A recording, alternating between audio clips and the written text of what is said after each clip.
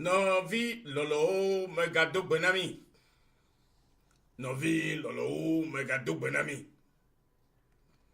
Medo benami. Le egbe penke kenyi hame. Abale si kami wakatami ka le du. Me eyi amebe. Nyaga se. Apetope. Etokla nyao. Anebe miao ya. Vevieto. Que le chachi home yimla he nyabe Kristo to minyela be nusiola o me gagné nous si kemi va globe mi menya o hallelujah mi envie premier peu edochola yesu nyo oiram maululu avoadilula Wegbe migale se sem gapupo yame to true forgiveness mission Australia. E jojinam tobe togo vioto siama unya. E jojinam tobe togo vioto yag bedurapo. E jojinam tobe togo vio ole chechi ho tumudeji. E Maupenya le takakam le Togo fa anigbachi. Que nemi globe nous sionyo. Elabe enye agbe femo que di amesiamele. Vo bia le unti. E gom se sehado la nunti. Elabe omo wanuko. Eyo me sena gomo o. Novi lolo. Abele si kemi le nyanyaji yimnene. Le akpato gwale. Chokude ale si kam beto. Ocho ofe nyenye sa. De evile kokota. Eya me migaji yimle. Eye egbela. Minyabe maou mavo le nkeke mamle osiamela ole agbogbo tomdeji maou mavo le nkeke mamle siomela ekpotola agbogbo tomdeji sike gomenye la egale bossomleji togobe church ho le bossum Togo be amole bossum le chechi home hala. Novi. Nous sur jojom la. Enye enwa paka saga. Esimeye amole bossum le chechi home la. Eyi mame ma vola o ba le bossum le jema. Vo miape mawuya na toka mitadi. Eye toka siyo jiye mele kudum nami abeleke apoto chwe na me egbe haine novio mega dogbe nami ke be apoto we gbogbo kokui we unsema ne du ejina mi oha le nyanyu se siyo me le Yesu Kristo pon kwaji amere la bolan fibe ne vame ne nema novio loto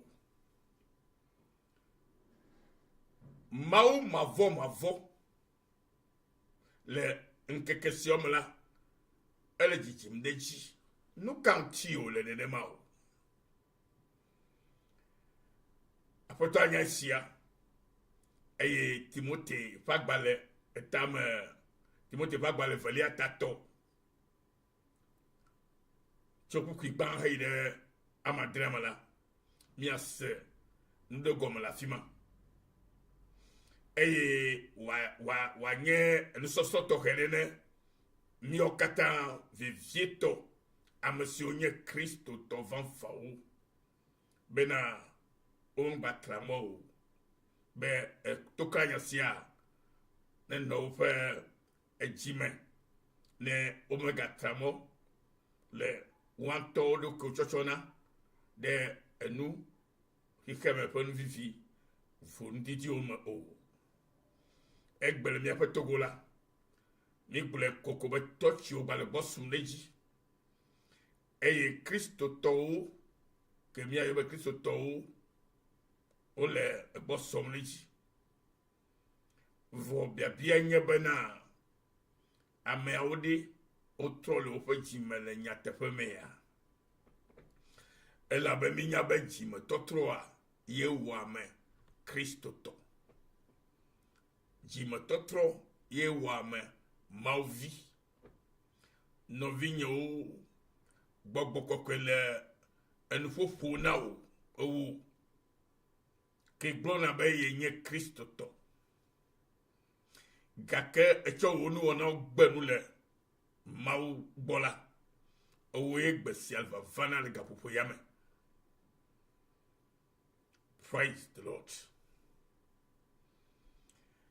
Nu katã ye Bible gblɔna mi le Timote ƒe agbalẽ velia etame tɔkukui gbã ya tsɔ yi ɖe ame adrea me o fi ma míahle nu le evie ŋutɔ.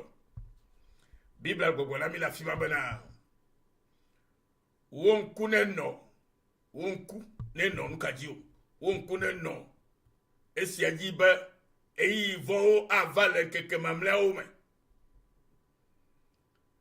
na ɖo ŋku sia dzi ewo ke nye kristotɔ enu sia nanɔ susume na wo nenɔ wo dzime ne nanya be le eyiyi siawo me alo le ŋkeke mamlɛawo me la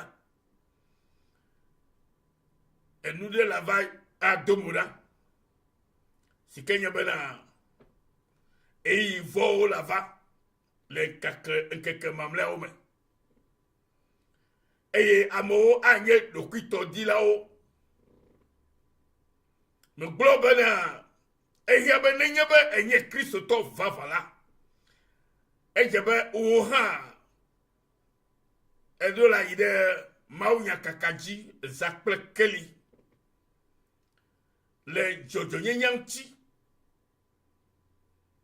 vɔ egbe la mele nenema o ne kɔsiɖa ɖo alo eyɔ gbedoɖaƒe le afi ɖea amewo yina bibibibi vɔ ne wogbɔ va aƒeme la wova di wo ɖokuitɔ wova di gbagbagbe la womese nya mawu ƒe dodasi ke nye ɖeɖekpɔkpɔ ƒe dɔwɔla edze be mi ɖo le ase gɔme mi ɖo le ase gɔme bena kristo va wɔ ɖeɖe do na mi be miakpɔ miatrɔ zi ablɔɖeviwo to kristo yesu ƒe dɔ ke wɔ na mi la dzi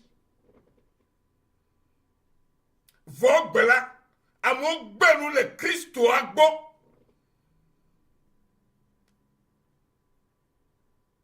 vɔ wole gbɔgblɔ be yewo le tsɛtsi yim wole gbɔgblɔ be yewo nya mawu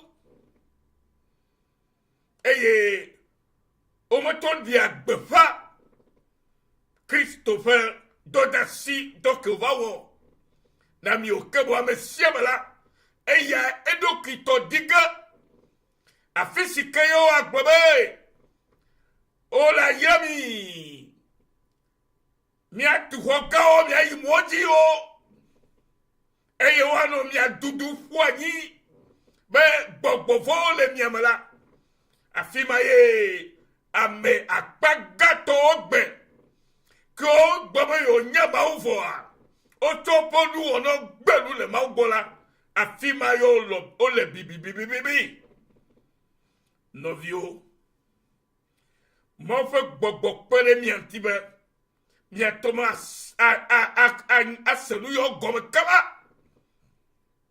eye miaɖe fia miɔ hã kaba ne miate me atrɔ kaba na ɖeɖekpɔkpɔ ɖokuitɔdilawo ɖeɖe gbewo li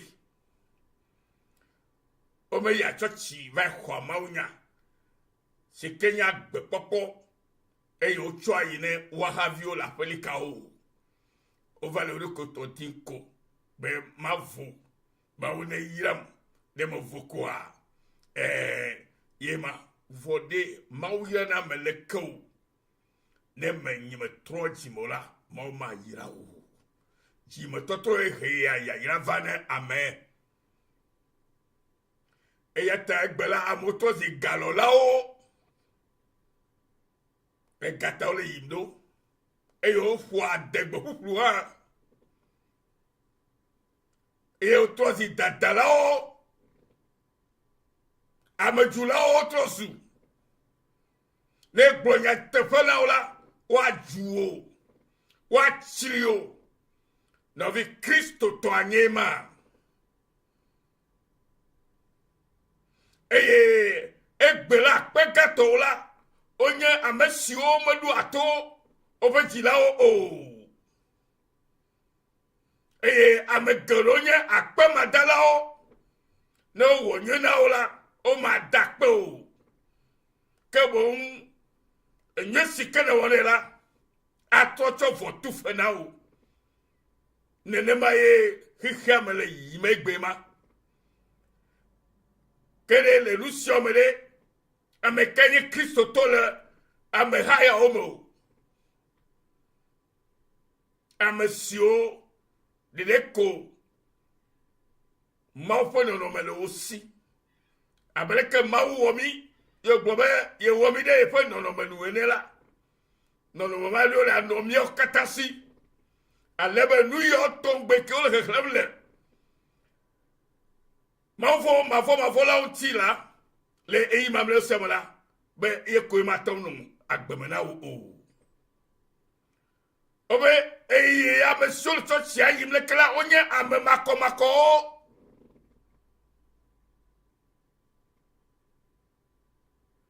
Ame ma lo amo. Ame si o mo chua nouveau Kena ono no. Olia ono no regime. Menye Kristo to bagbe mao. To subo chabo wona nene mao. Nukata ye wo. Que le tchia home dom le bedrop oyim. Le puissant oyim. Eye gakpoto. Tosi dokuito dilao. E galolao. A degovu lao. Dadalao. Le boubou son que la fille. Mi me chon nouveau kedao. Amama dakpo. Amamumbrelo mi nye. Mi agble mi avion. Sebo nane kena mi wa mi agble fonko. Be wawo ne koyo be wawo nyam dodio.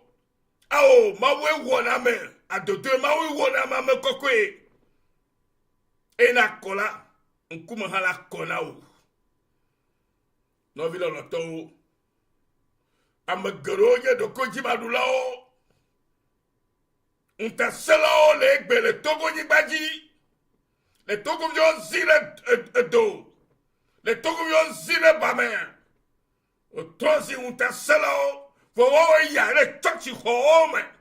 He ya le bedola po. Novi ti trole jima le togo ni badi. E togo ane nyo dukona mi mia noeme. Pele mau vovo. Alebe ya yapan beke mau dona togo a. Na se togo vyo katasi. Le Yesu Christo fen kome. Novi. Ame si olia fu enu nye. Ame mau elegbe. O sogba legbegbe. Egba me sebdi be mi dibe mi apa duole nyo. Duole nyo le nkogba yile mi apa haoji. Gake ya.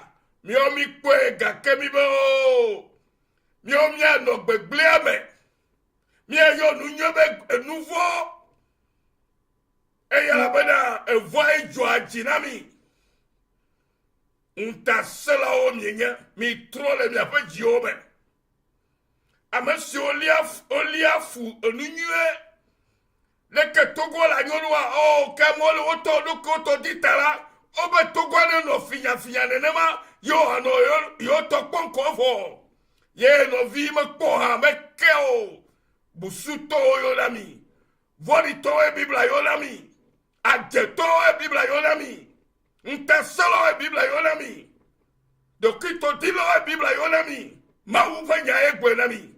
E ya ta hiabe togo viole to la wajibe.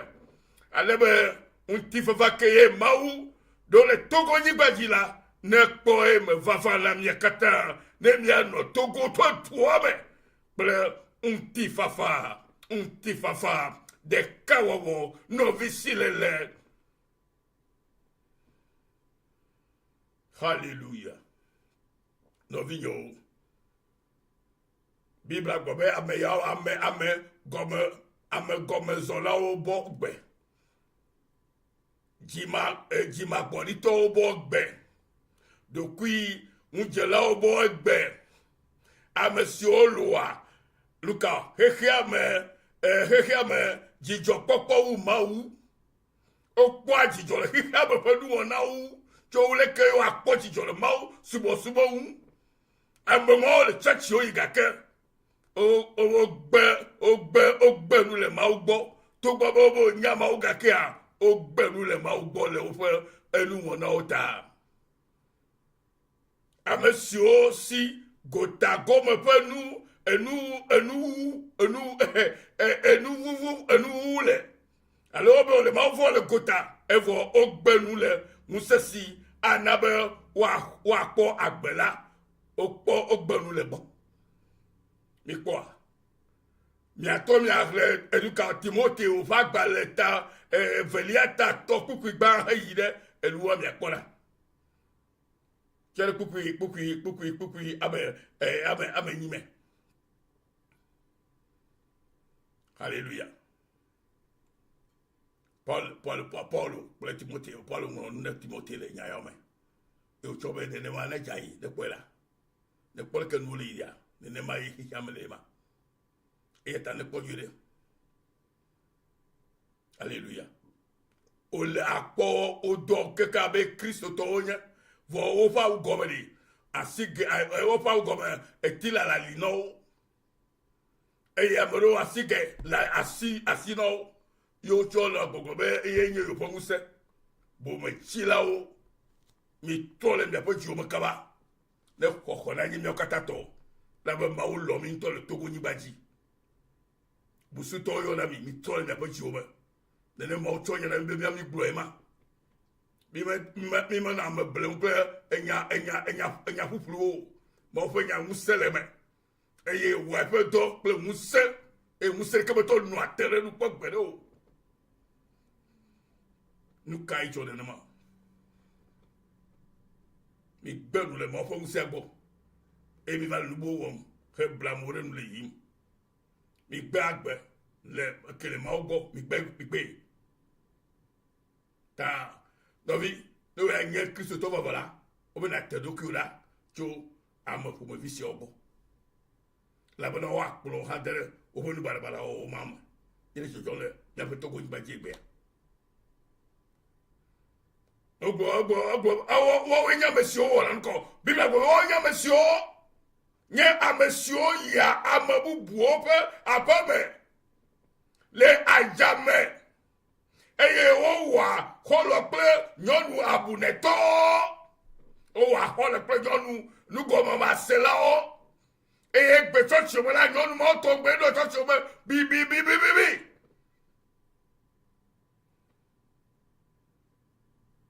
ikwa abuneto si o me nouveau ko apedola wo ogbo ye oble na wo eye ofia wo fe konseye ye la wo ofia khose ko li bubu abre keleji le mia de togo yi ba jegbe na ofia khose bubu khose ke ye khose to la obuyi kankan eye ofia khose bubu ayi khose ke na ba mo jayi glo khose ke na ba amo no a eduka o ona digbo po le church ko ame Kosiken enuya kosesike enye kosevovo kenya esike o fiena lekeye o la dame gboro o la dame gbo o fiena weya mo fiena mu ma to wo dame menema ame ko fiena mo o fiena ne to la fabi de devi me kan pour ma o to e fa nyenye te bien me nya amerika la fiena me be la wole ko pour gbe la nya ke le passe mo sio nu ko la gbo la ko le so ko bla bla bla yo ko gbola e yo cholo nya nublem akko kare nyasi e nya chak nya chi nya tozi nka akedala o la be mi de busufo busu subo mi trole te mo de mi adima un vava que le gaglagbe la be mele bebe po ye pe gbere di dynamique ko ya meya le yesu.com no vi lo to ameya ori nyonu siawo togbi ye bi ba bo nyonu siawo togbi a ji anu fiala ye ya o yo be hallelujah ina de ple iwala luka si o ina do fo ha obe o ina do fo ha ma o jena o duma ina do fo ha ma mo senya te fe la goma ya de ke o po gbere o ja o yo be isi ayi ke o mo se a nya te fe la o mo se nya te fe la fe ya te fe la goma ya de ke i o de ko le yi ko to bien egbe ya di no egbe edi ma do kunu ya jino kote beri ma wol yo be na trode yemu apoto lomide e yomi be mi trode yemu be vie togo ni baji ya me duwa du yere onya mi do la no kle fofo ple jijo popo pra se chuchu e ma o cho ke se no ha de do aterami be mi a messe seminasse ga ke busu toro wa no eji Retol ma mane dubu moto ye mi siklo nu poma do vi o million ne mi nye Kristo to tout le Togo ye mi nye Kristo to va tout le Togo a jojo ye fa mo mi nyema e ne ma nu ma jo to le nu womla mi do la gbegbo no pia vo gbera amegado o to si hado la kla mama o le du la gbare kame vo va blebi ba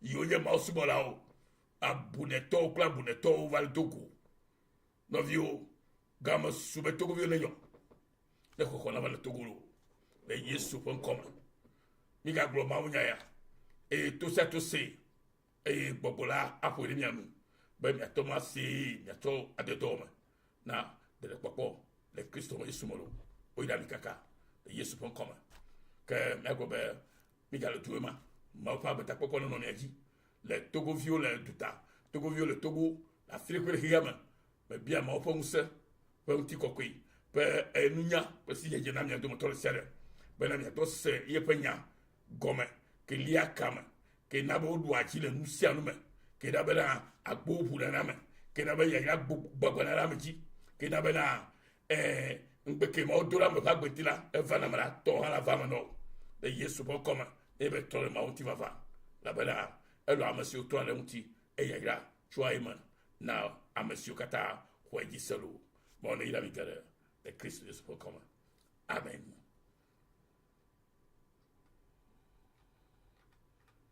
de que señaro no vi que le nya sefisia bula poto be egbe ya tore un bula be ya tore un ko ko le nyeto de yesu.com amen